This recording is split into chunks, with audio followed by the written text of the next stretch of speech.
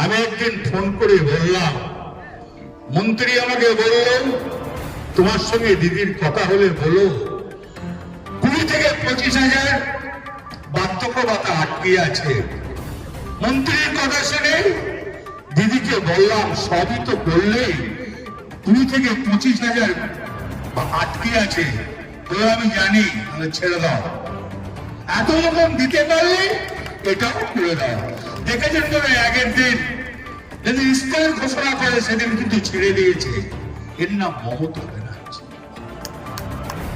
মমতা ব্যানার্জি ব্রাহ্মণপুরের মেয়ে, লজ্জা লাগে না? উন্নয়ন করে বলে ফুপু বলো, খালা বলো, মুখে আটকায় না, কষ্ট পাও না? সেও এক মহিলা, তাকে কি একথা বলা যায়? তোমরা তাই বলো।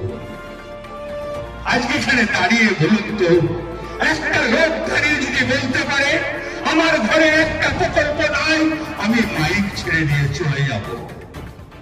একজন দাঁড়িয়ে বলো যে একটা প্রকল্প নাই কারো ঘরে। কেউ মা বোনেরা বলতে পারবে? কি অন্যায়! মমতা ব্যানার্জি সারা বছর আমাদের সেবা দেয়, আমাদের পাশে থাকে।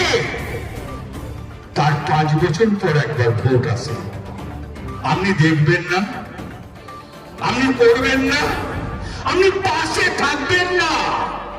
সে যে 5 বছর আপনাদের হয়ে কাজ করে, সুখে দুঃখে সব ব্যাপারে থাকে। তুই কেন মমতা ব্যানার্জিকে এখন সরিয়ে রাখবেন? কষ্ট হবে না?